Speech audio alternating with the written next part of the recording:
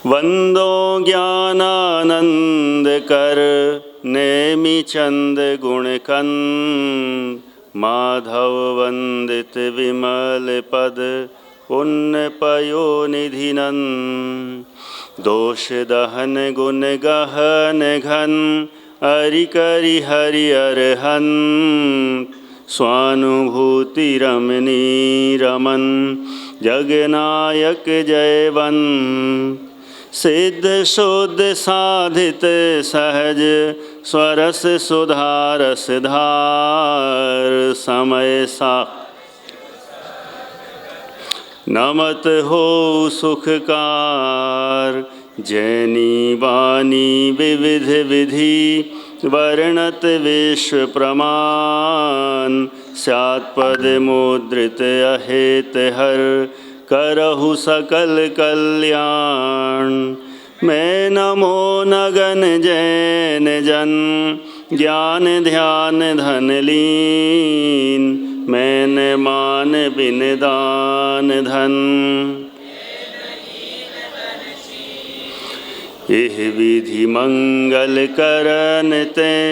सब विधि मंगल होत, ते उदंगल दूरि सब।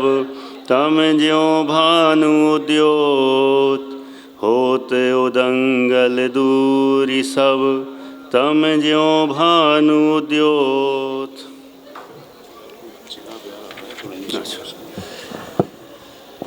नहीं, मैं ऊपर हो जाऊंगा। गुलिस्तान विषय पर अपनी आज से 54वें शिविर में चर्चा प्रारंभ हो रही है। इस समय मैं याद करना चाहता हूँ इस विषय के फाउंडर, इस विषय को जिन्होंने समझ लो सबके सामने प्रस्तुत किया, हमारे आदरणीय बाल ब्रह्मचारी यशपाल जी अन्ना जी। क्योंकि अभी मैं जिन जिन से सुबह मिला हूँ वो सब अन्ना जी को याद कर रहे थे। कह रहे थे कि अन्ना जी यहाँ पर कक्षा लेते थे, बहुत ध्यान है सबको, अनेक लोगों को। तो हमने सोचा हम तो याद करें ही करें, क्योंकि उनसे ही ये सब कुछ विषय हमने पाया है और उनसे सीख कर ही अब उसी विषय को आगे बढ़ाने का प्रयत्न कर रहे हैं। बहुत अच्छा विषय है गुलिस्तान।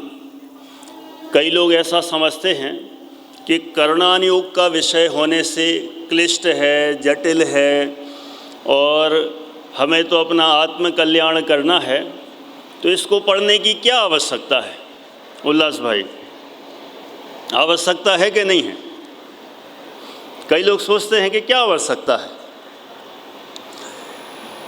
अरे गुलिस्तान ऐसा विषय है, इसका अध्ययन करने से समय सार जैसा ग्रंथ भी, उसमें जो आने वाला विषय है वो बहुत मजबूत होता है। आचार्य कुंद देव, आचार्य अमृतचंद्र जैसे आचार्यों ने भी समय सार जी ग्रंथ में भी गुलिस्तान, मार्गणा स्थान आदि की चर्चा की है कि नहीं की है? वहाँ पर भी उन्होंने चर्चा की है। तो इसलिए हम ऐसा ना समझें कि यह विषय हमारे उपयोग का नहीं है। किसी ने सुबह शिविर के उद्घाटन के समय भी एक चर्चा की थी, ये तो आध्यात्मिक शिक्षण प्रशिक्षण शिविर है, इसमें गुलिस्तान का क्या काम? मजाक में बोला था। उन्होंने कहा आध्यात्मिक शिक्षण प्रशिक्षण शिविर है, आध्यात्मिक है, लेकिन उस अध्यात्म को मजबूत बनाने के लिए है गुलिस्तान विवेचन काम करेगा। हम सामान्य रूप से अध्ययन करते हैं, लेकिन जब वो विषय गुलिस्तान के साथ हमें मिलता है नितिन भाई, तो फिर वह विषय अध्यात्म का भी एकदम परिपक्व हो जाता है। जहाँ आचार्य कुंद की हमें छठवीं गाथा समझना हो, तो छठवीं गाथा समझने के लिए गुलिस्तान पढ़ना जरूरी है कि नहीं है? उन्होंने तो कह दिया अड़ंबी हो दी अपमत्तो णपमत्तो जान गोदु जो भावो एवं भड़ंती शुद्धम नादो जो सो दुसो चेवे। अब उन्होंने कह दिया, अब कोई कहे गुलिस्तान क्या पढ़ना, फिर बताओ छठवीं गाथा का अर्थ कौन निकालेगा? निकालने वाले निकालेंगे भी तो अधूरा निकालेंगे, कहेंगे नबी हो दिया पमत्तो, हाँ मैं 7वें गुण स्थान वाला नहीं हूँ और ना पमत्तो 6वें वाला नहीं हूँ, बस इससे ज़्यादा क्या है।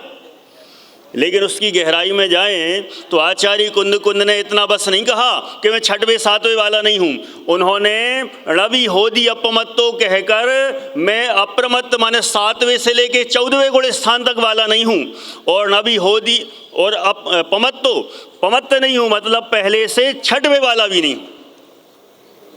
तो पूरे 14 के 14 गुण स्थानों की वहाँ पर चर्चा कर दी।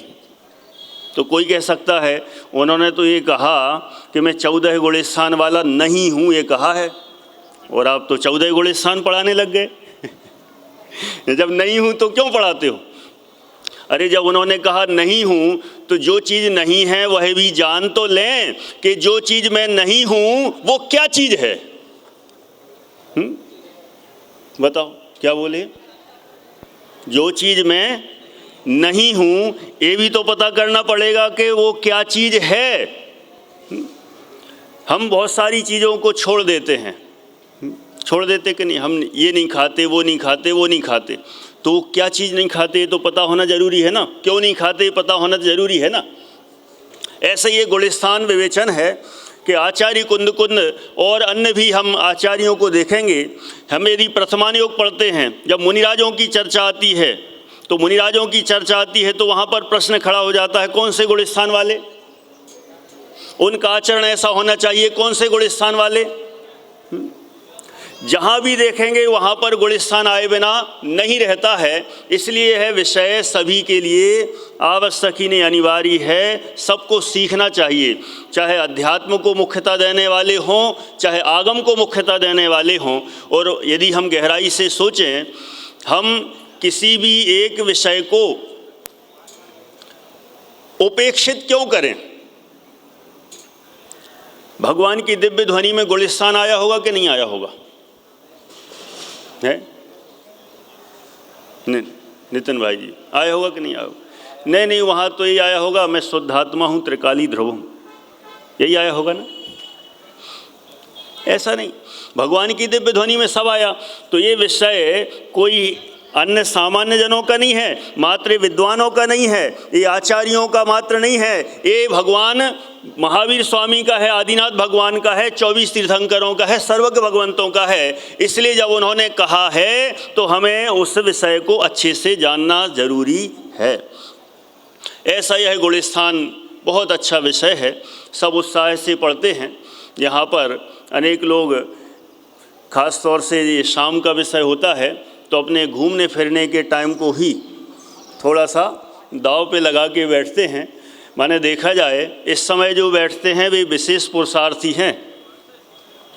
हाँ, ये सच बात है, नहीं तो अभी तो होने को आज इस समय शिविर में ये टाइम थोड़ा ज़्यादा कर दिया आगे 7 बजे से, नहीं तो 6:30 रहता हमेशा। और 6:30 टाइम तो ऐसा है कि भोजन करने के बाद पचाने का समय है, लेकिन लोग भोजन वहाँ का वहाँ किया लेकिन फिर पचाने के लिए यहाँ बैठते हैं। ये बहुत पुरुषार्थ वाले जीव ही कर सकते हैं, अन्य कोई नहीं। ऐसा ये विषय, इसमें बहुत बढ़िया 1-2 प्रश्न हमेशा शुरुआत में ही पूछते हैं, मैं भी यहाँ से पूछता हूँ, वैसे लगभग सबको पता होगा, फिर भी 2-3 साल का एक अपना युग गया है, उस युग में लगता है कि कई विषय अपने इधर उधर हो गए, विस्मृति में चले गए हों, तो एक बार फिर से उनको दोहराते हैं। संजय जी भाई साहब, अच्छा मेरा प्रश्न है कि गुलिस्तान का विषय शुरू तो हम कर रहे हैं, तो हमें गुलिस्तान में जाना है कि गुलिस्तान के ज्ञान में जाना है? क्या है जवाब? गुलिस्तान में जाना है कि गुलिस्तान के ज्ञान में? क्या नाम, निवेश नाम है, अभिषेक, अशेष। हाँ, किस में जाना है? देखो यहाँ तो इनको पता ही है।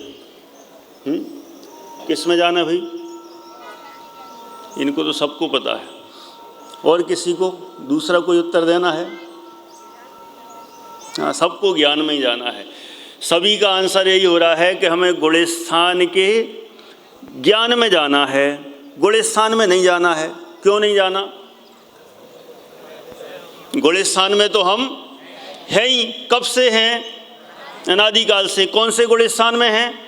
पहले में। और कब तक रहने वाले हैं? बहुत लोग ऐसे ही करते हैं कि हम अनादिकाल से पहले गुलिस्तान में हैं और कब तक रहेंगे। हाँ, ऐसा नहीं कहना कि अनादिकाल से और अनंत काल तक रहने वाले हैं। अनंत काल नहीं, हमारा तो ये समझ लो, अब वो तो हम थोड़ी सी मजबूरी कहें या जो भी परिस्थिति कहें, ये पंचम काल बीच में आड़े आ गया, अथवा हमारी पुरुषार्थ की कमजोरी कहें, काल का दोष लगा दें या हमारे पुरुषार्थ की कमजोरी कहें, नहीं तो हमें ज़्यादा देर लगने वाली नहीं है, ज़्यादा भाव लगने वाले नहीं हैं, हमारा जल्दी कल्याण होने वाला है, ऐसा हम भाव बनाते हैं और अंदर से ऐसी भावना भाते हुए इस विषय को पढ़ने का प्रयास करेंगे और जल्दी से जल्दी इन गुलिस्तानों से अतीत होना है। आचार्य कुंद आदि ने तो अन्य अध्यात्म के ग्रंथों में कह दिया कि हमारा स्वभाव ही देखा जाए गुलिस्तान से अतीत है। स्वभाव से देखें तो हम गुलिस्तान से अतीत ही हैं और हमें पर्याय में, व्यक्त पर्याय में गुलिस्तान से अतीत होना है। इतनी सी बात है। अच्छा, गुलिस्तान कितने होते हैं तो सबको पता होगा ना? पक्का? कितने होते हैं? आवाज़ तो आ रही यहाँ से, पीछे से 14 गुलिस्तान बोल रहे हैं। गुलिस्तान 14? अरे वाह, चलो बहुत बढ़िया। ज़्यादातर सबका कहना है गुलिस्तान 14 होते हैं। अपना कौन सा होना चाहिए? कौन सा होगा?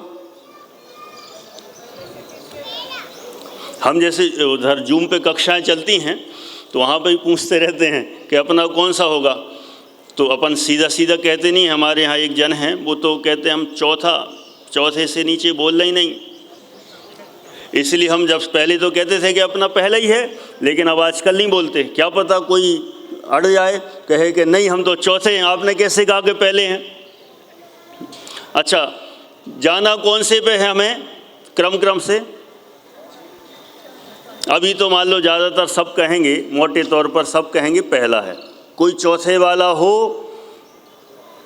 तो वो चौथा उनका हो उनके पास, है ना, लेकिन ज़्यादातर तो बोलने वाले हैं पहला। चाहिए कौन सा हमें? कौन सा वाला चाहिए? दौड़ल जी साहब बोल रहे हैं कोई नहीं चाहिए। कौन सा चाहिए? अभी तो देखो हार जाओ, अभी तो सब बोल रहे हैं कोई नहीं चाहिए।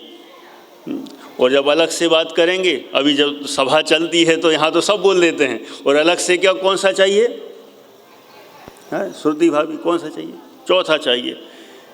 कौन सा चाहिए सबको? चौथा चाहिए ना? पक्का? देखो, जो एकदम अध्यात्म की शैली बोलेगा तो क्या बोलेगा? हमें कोई नहीं चाहिए, है ना।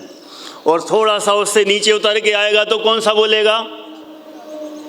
चौथा तक तो लगभग सब बोलते हैं उल्लास भाई, है ना। चौथा ही चाहिए ना? कौन सा चाहिए? अच्छा, 14 गुलिस्तानों में सबसे अच्छा गुलिस्तान कौन सा है? थोड़ी सी चर्चा कर रहे, बहुत दिन बाद मिले हैं तो जैसे आपस में धर धर अपन बात करते हैं, थोड़ी ऐसी बात कर लो। कौन सा? कई बार लोग तो कंफ्यूज हो जाते हैं, कौन सी सभा में कौन सा उत्तर दिया जाए।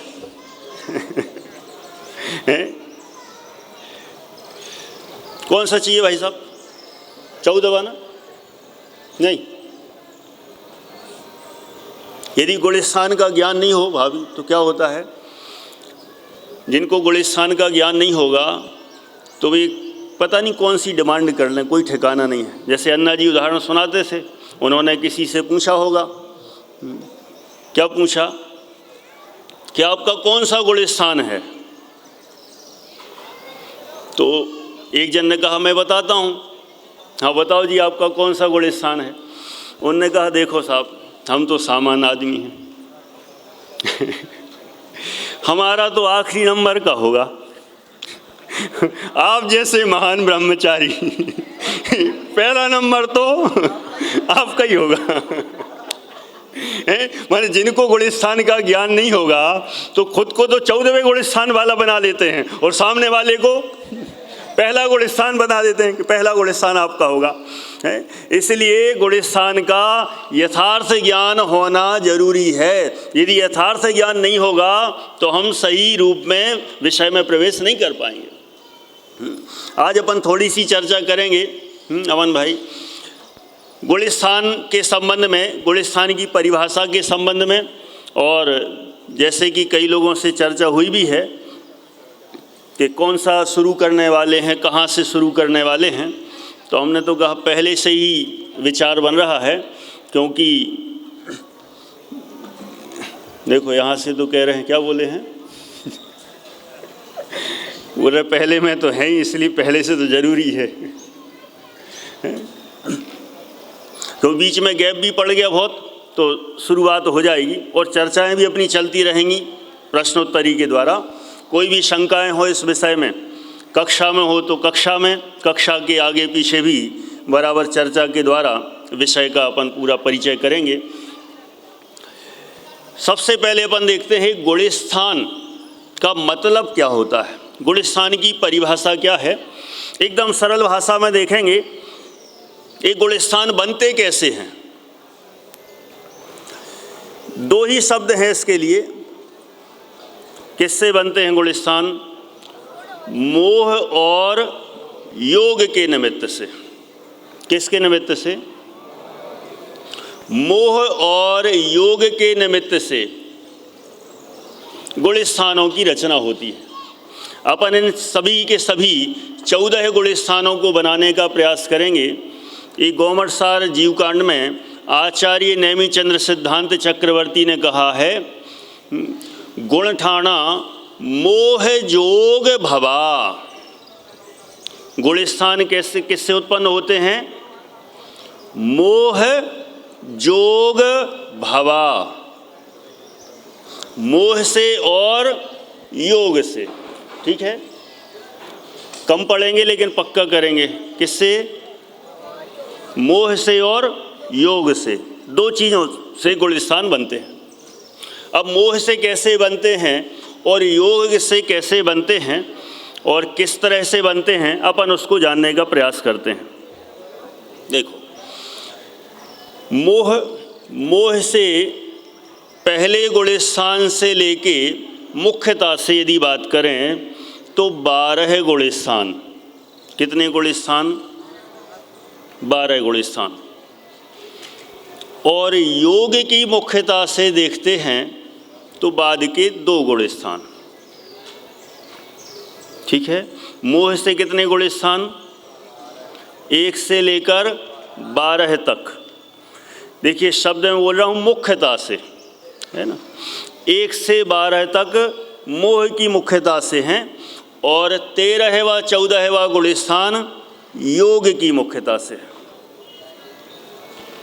ठीक, अब इसमें भी यदि अपन देखें, मोह के भी 2 भेद हैं। कितने भेद कहे? 2 भेद कहे। कौन कौन से 2? दर्शन मोह और चारित्र मोह। दर्शन मोह और चारित्र मोह। तो दर्शन मोह के निमित्त से मुख्यता से, मुख्यता शब्द लगा रहा हूँ हर जगह क्योंकि उसके अंदर भी और गहराई है फिर। तो दर्शन मोह की मुख्यता से प्रारंभ के 4 गुलिस्तान। दर्शन मोह की मुख्यता से प्रारंभ के 4 और चारित्र मोह की मुख्यता से 5वें से लेकर 12वें गुलिस्तान तक। 5वें गुलिस्तान से लेकर 12वें गुलिस्तान तक चारित्र मोह की मुख्यता से गुलिस्तान बनते हैं। फिर कौन से बचे? 2 बचे। कौन से 2? 13वां और 14वां। ये 2 गुलिस्तान योग की मुख्यता से बनते हैं। ऐसे 14 गुलिस्तान हैं। अपन बना के देखने का प्रयास करेंगे पहले दिन ही, अपने पास समय है, पर्याप्त है। ये 14 गुलिस्तान मोह से और योग से कैसे बनते हैं। सबसे पहला दर्शन मोह। दर्शन मोह के कितने भेद हैं। यहाँ तो सब उपाध्याय शास्त्री सब मिक्स है ना, सभी मिक्स हैं। ऐसे तो नहीं है कोई जो अभी प्रवेश ही नहीं लिया हो उपाध्याय में भी, ऐसे भी हैं। अच्छा, कौन सी क्लास में पढ़ते। 7th में, और अभी से गुलिस्तान में प्रवेश, ज्ञान में प्रवेश तो हो गई, बहुत बढ़िया। 7th में आके गुलिस्तान में बैठ रहा है। लोग तो बड़े बुजुर्ग हो जाते हैं, वे भी सोचते हैं कि पीछे ही बैठो, अपन तो दूर एक आध बार चेक कर लेते हैं, अपने बस का होगा तो ठीक, नहीं तो अगले दिन से छुट्टी। 7वीं कक्षा में पढ़ने वाला बालक यदि गुलिस्तान की विषय को समझने का भाव रखता है तो ये बहुत अच्छा है। रोज़ बैठोगे कि आखिरी, ये पहला ही और आखिरी पक्का। नहीं तो सोचो आज तो फंस गए सो फंस गए, कल से नहीं फंसेंगे। मोटा नहीं जी साहब। कई बार ऐसा होता है कि एक आध दिन कोई फंस जाता है इसलिए कहा क्योंकि उसकी दृष्टि में, हमारी दृष्टि में तो वो सुलझने वाला है, उसकी दृष्टि में वो सोचता है कि हम फंस गए, आज फंसे सो फंसे, कल से नहीं आएंगे, ऐसा भी हो जाता है। तो देखो, दर्शन मोह के कितने भेद कहे। 3 भेद कहे। पहला मिथ्यात्व, जिनको याद है उनका रिवीजन चलेगा, और जिनको पहली बार है उनको नयापन होगा, ठीक है। पहला मिथ्यात्व। दूसरा भेद क्या है, सम्यक मिथ्यात्व, ठीक है। तीसरा भेद क्या है, सम्यक प्रकृति। ये 3 भेद हो गए। अभी अपन को ये भेद जानने के बाद ये पूरे गुलिस्तान इनसे कैसे निकलते हैं, क्योंकि परिभाषा बताया मोह और योग से गुलिस्तान बनते हैं। तो मोह से गुलिस्तान कैसे और योग से कैसे, तो अपन इन्हीं में से ही सारे गुलिस्तान बनाने की कोशिश करेंगे। तो पहले दर्शन मोह के 3 भेद हो गए, मिथ्यात्व, सम्यक मिथ्यात्व और सम्यक प्रकृति, ये 3 भेद। चारित्र मोह के कितने भेद हैं। 25 भेद हैं। कितने लोगों को नाम पता है। 25 लोगों को तो कम से कम होना चाहिए पता। बहुत लोगों को पता है, कई लोग हाथ खड़े नहीं करते। क्या करना, अब कोरोना तो चला गया, एक्सरसाइज क्या करना अब। और बीच में लोग बहुत करते थे, एक्सरसाइज भी कर रहे थे, याद है 25 नाम। अरे वाह, फिर तो मज़ा आ गया। 7वीं वाले को याद हैं तो फिर तो सबको ही याद होना चाहिए। हाथ ऊपर नहीं करते वो तो अलग बात है, फिर भी अपन दोहरा लेते हैं। सबसे पहले अनंतानुबंधी। अनंतानुबंधी कषाय है। इसके कितने भेद हैं। 4 भेद हैं। पहला क्रोध, दूसरा मान, तीसरा माया, चौथा लोभ। ये 4 भेद हुए, अनंतानुबंधी हुई। इसके बाद दूसरे नंबर की कषाय है अप्रत्याख्याना वर्ण। मैं पूरे बताता जाऊंगा, फिर अंत में पूछूंगा भी, ठीक है ना। और ये गुलिस्तान कैसे बनते हैं वे सब देखने का प्रयास करेंगे। दूसरी है अप्रत्याख्याना वर्ण। अप्रत्याख्याना वर्ण कषाय है। इसके कितने भेद हैं। इसके भी 4 हैं। एक बार 4 हो गए तो सब वही सेम है, क्रोध, मान, माया, लोभ। तीसरे नंबर की कषाय प्रत्याख्याना वर्ण है। प्रत्याख्याना वर्ण के भी 4 भेद, क्रोध, मान, माया, लोभ। ये 4 भेद हो गए। फिर चौथी कषाय है संज्वलन। इसके कितने भेद। इसके भी 4 हैं, क्रोध, मान, माया, लोभ। टोटल कितने हो गए। 16 हो गए। अब कितने बचे। 9। कौन से 9। हास्य आदि 9 कषाय। हास्य, रति, अरति, शोक, भय, जुगुप्सा, स्त्रीभेद, पुरुषभेद, नपुंसक भेद, ये 9 भेद हो गए। इस तरह से चारित्र मोहिनी के 25 भेद हो गए। 25A और दर्शन मोहिनी के 3, कुल मिलाकर कितने हो गए? 28 भेद हो गए। अब इनमें से अपन 12 गुलिस्तान बनाते हैं। तैयार? रेडी? 12 बनते ही फिर मैं पूछूंगा कितने लोग 12 बना सकते हैं। मोटा नहीं साहब, आपको भी करणाने योग में है रस का नहीं है? चलो, नहीं तो आज पहला और आखिरी ना हो, आप आना।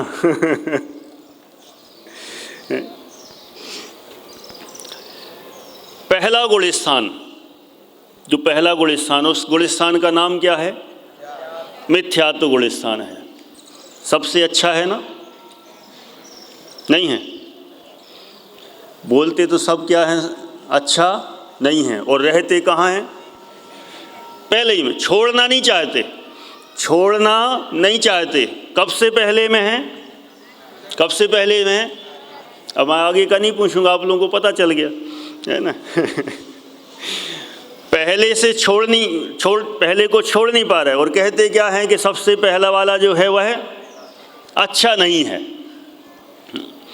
देखो, पहला गुलिस्तान किसके उदय से बनता है? पहला गुलिस्तान दर्शन मोहिनी के 3 भेदों में से जो पहला भेद है, कौन सा? मिथ्यात्व।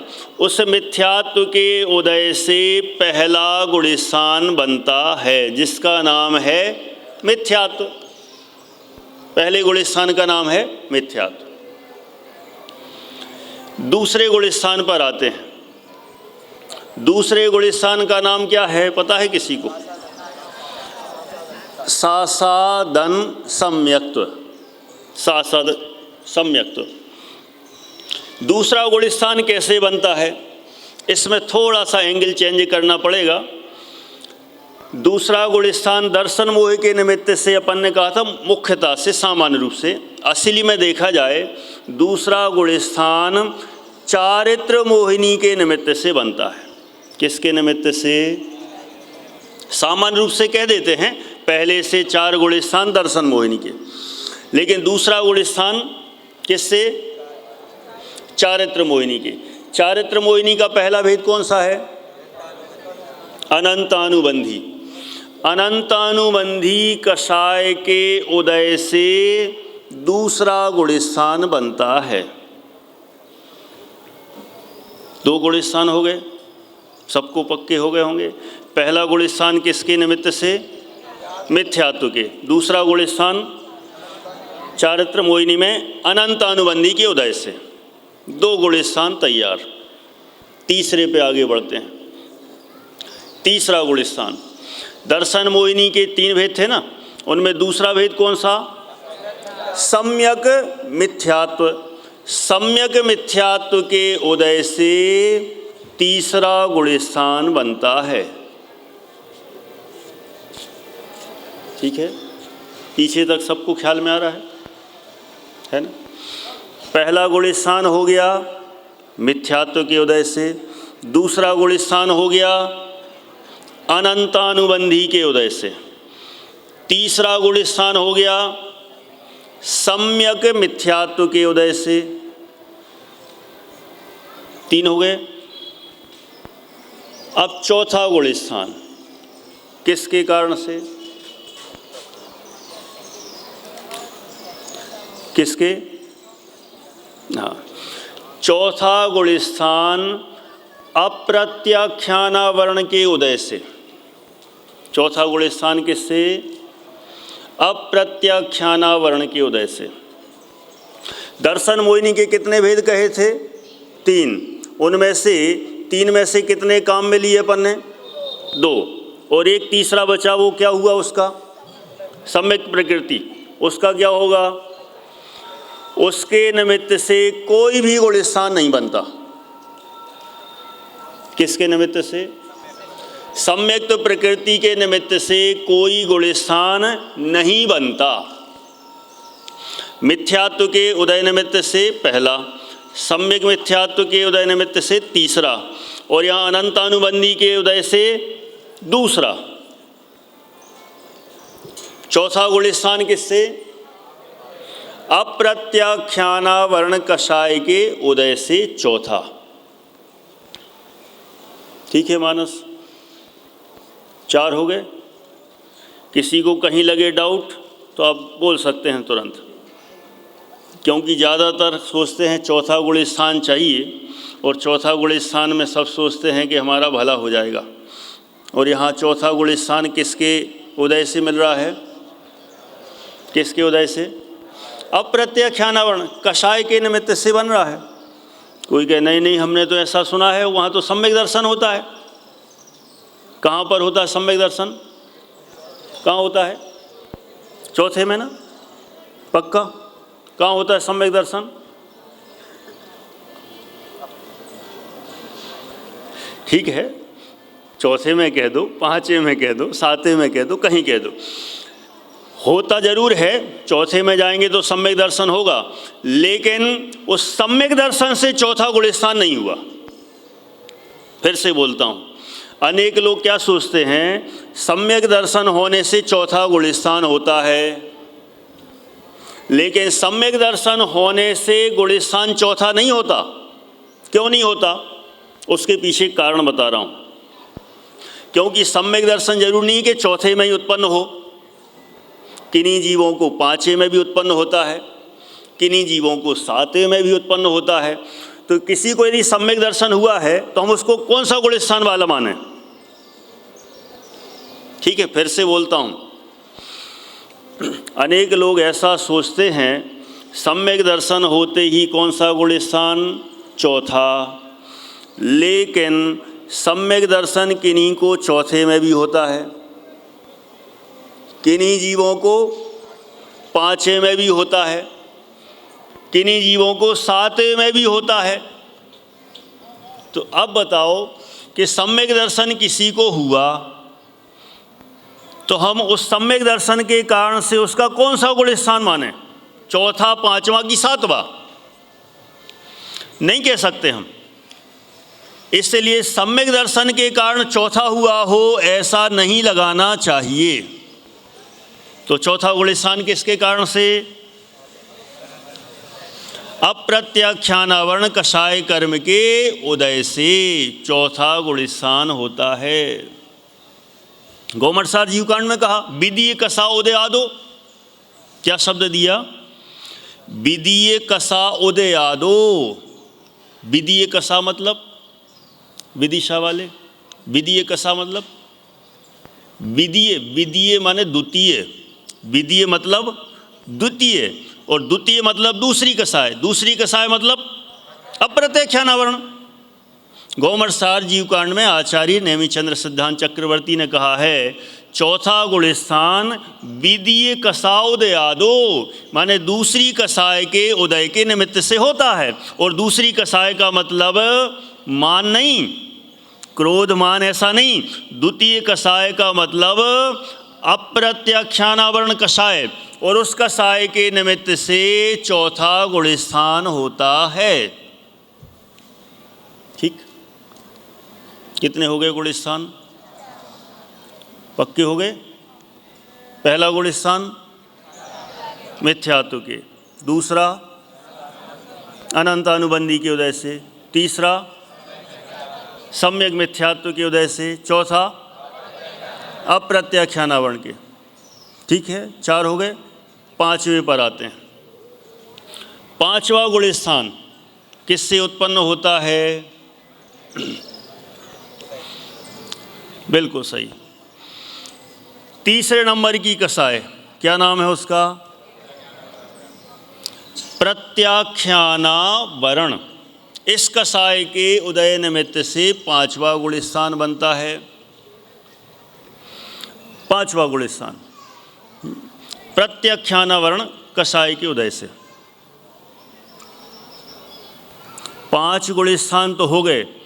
अब 6वें से लेके आगे बढ़ना है, वहाँ की प्रोसेस थोड़ी अलग है। 5 एकदम पक्के कर लें। हो गए ना सभी को 5? कितने लोग बता सकते हैं? चलो, यहाँ तो पूरे तैयार हैं। है ना। चलो यहाँ पे भी बहुत कुछ लोग हैं, बहुत बता देंगे। पीछे वाले लोग भी बता सकते हैं, लेकिन वे आगे वालों को मौका देना चाहते हैं। ऐसा है क्या? या फिर सोच रहे होंगे हम बताएंगे भी तो आवाज़ तो जाएगी नहीं, इसलिए क्या बताना, क्या कहना है। 5 तो पक्के हो ही गए ना सबको। अब छठवें से आगे बढ़ते हैं। छठवां गुलिस्तान, छठवें से किनके गुलिस्तान होते हैं? मुनिराजों के। 1 से 5वें तक किसके होते हैं? श्रावक के। 1 से 5वें गुलिस्तान तक श्रावकों के होते हैं। और छठवें गुलिस्तान से ऊपर कहाँ तक पहुँचेंगे हम? अपन 12वें तक ही जाते हैं अभी। 12वें गुलिस्तान तक किनके गुलिस्तान हैं? मुनिराजों के गुलिस्तान हैं। यहाँ पर हम जितने बैठे हैं इनमें से कौन है मुनिराज? जितने हम बैठे हैं यहाँ से कौन है मुनिराज? कौन है अभी इनमें? हो क्या कोई पीछे? कोई सोच रहा हो क्या सामान्य सा प्रश्न पूछ रहे? अच्छा, ये हम मुनिराज नहीं हैं, ये गुलिस्तान पढ़ के ही तो समझ में आ रहा है हमें। गुलिस्तान पढ़ रहे हैं तभी तो हमें पता चलता है कि कपड़े वाले मुनिराज नहीं होते हैं। मुनिराज तो छठवें गुलिस्तान से ऊपर होते हैं, नग्न दिगंबर साधु होते हैं, कोई भी कपड़े पहने मुनिराज नहीं हो जाता है। तो छठवें से लेकर 12वें गुलिस्तान तक की बात करें तो अब यहाँ से अपन को आगे बढ़ना है क्रम से। छठवें से लेके हम 10वें गुलिस्तान तक पहुँचते हैं। 6वां, 7वां, 8वां, 9वां, 10वां, ये 5 गुलिस्तान। ये 5 गुलिस्तान बनते हैं एक कसाय के निमित्त से। कौन सी कसाय? एक संजुलन कसाय। एक संजुलन 5 गुलिस्तानों को बनाने वाली है। लेकिन कौन सी कसाय से कौन सा गुलिस्तान? कसाएं तो 4 हैं और गुलिस्तान कितने हैं? 5 हैं। तो कैसे करें डिवीज़न? कैसे करें? हाँ, इसका डिवीज़न थोड़ा अलग स्टाइल में होगा। कसाय 4 हैं लेकिन इनका इस तरह से विभाजन होगा। संजुलन कसाय के 5 भेद अपन बनाते हैं। 5 भेद। पहला भेद है संजुलन कसाय का तीव्र उदय। संजुलन कसाय का तीव्र, अब उसमें क्रोध, मान, माय, लोभ कोई भी हो, उसमें अपन भेद ना करें। संजुलन कसाय का तीव्र उदय एक हो गया। दूसरा नंबर संजुलन कसाय का मंद उदय 2 हो गए। तीसरा संजुलन कसाय का मंद तर उदय। ये जो प्रत्यय होते हैं ना, जैसे इंग्लिश में होते हैं गुड, बेटर, बेस्ट, इसी टाइप का। तो यहाँ पर लेंगे तीसरे नंबर का संजुलन कसाय का मंद तर उदय 3। चौथा संजुलन कसाय का मंद तम उदय 4 हो गए। और पांचवा संजुलन कसाय का एक भेद सूक्ष्म लोभ। कौन सा भेद? सूक्ष्म लोभ। ये 5वां भेद। इन 5 भेदों को अपन ने खड़ा किया। फिर से बोलता हूँ, संजुलन कसाय का तीव्र उदय, दूसरा है संजुलन कसाय का मंद उदय, तीसरा है संजुलन का मंद तर उदय, चौथा है संजुलन का मंद तम उदय, और 5वां है संजुलन में एक कसाय कौन सी? सूक्ष्म लोभ, उसका उदय। ये 5 हो गए। अब इन 5 के निमित्त से 5 गुलिस्तान तैयार हो गए। कौन सा? संजुलन कसाय के तीव्र उदय से कौन सा गुलिस्तान? 6वां गुलिस्तान। संजुलन कसाय के मंद उदय से, कौन सा? 7वां गुण स्थान। संज्वलन कषाय के मंद तर उदय से 8वां गुण स्थान। संज्वलन कषाय के मंद तम उदय से 9वां गुण स्थान। और सूक्ष्म लोभ के उदय से 10वां गुण स्थान। हो गए 10? पक्के हो गए? कहीं कोई डाउट नहीं है ना? चलो अब आगे बढ़ते हैं। इसके बाद जहाँ ये पूरे 14 हो जाएंगे ना, एक बार दोहरा भी लेंगे, पूछ भी लेंगे, समय तो लेकिन हो गया। 2 मिनट में ही पूरा करते हैं, क्योंकि उसके आगे भक्ति का समय भी फिर चला जाता है। 6वां से लेके 10वां तक हो गया। तो अपन देखें, पहला किससे था? मिथ्यात्व से। दूसरा अनंतानुबंधी। तीसरा सम्यक मिथ्यात्व। चौथा अप्रत्याख्यान। 5वां प्रत्याख्यानावरण। 6वां संज्वलन का तीव्र। 7वां का मंद। 8वां मंदतम मंदतर। 9वां मंदतम और 10वां सूक्ष्म लोभ। 10 हो गए। अच्छा, बस मैं इतना ही पूछना चाहता हूँ कि ये जो विषय अभी चला थोड़ा फास्ट लिया, क्योंकि मुझे ऐसा लगता है बहुत लोग अब समझने लगे हैं सारे विषय को, और पहले से भी अच्छा अभ्यास हुआ है, तो अनेक लोग जानते हैं, स्पष्ट होगा। फिर भी मैं पूछना चाहता हूँ, अभी आप लोगों ने हाथ नहीं उठाए, किसी ने, पीछे वालों ने, सिर्फ एक बार बस अभी पूछता हूँ, ये जितना विषय अभी चला तैयार तो सबको हो गया पक्का? नहीं तो फिर मैं कल फिर से दोहराऊंगा। फिर नहीं होगा तो फिर से चलाना पड़ेगा। ये जो 10 गुण स्थान अपन ने अभी जानने की कोशिश की, ये 10 के 10 गुण स्थान कितने लोग बता सकते हैं कि किन किन से बने? देखो, ये वाला ग्रुप तो पूरा तैयार है, ये तो सब विद्वान बन गए हैं और बन रहे हैं। यहाँ के भी लगभग बहुत ज़्यादा। इस ग्रुप में से सिर्फ एक का ही हाथ उठ रहा है, शायद अश्विनी जी हैं। हाँ जी, एक। और यहाँ से 3-4, यहाँ से 1 जन, यहाँ से तो आप लोगों को पता ही है। ठीक है, तो ऐसा करें कि कल फिर से दोहरा लें एक बार, या तो ऐसा सोच रहे नहीं नहीं नहीं आप तो बढ़ाओ, हम तो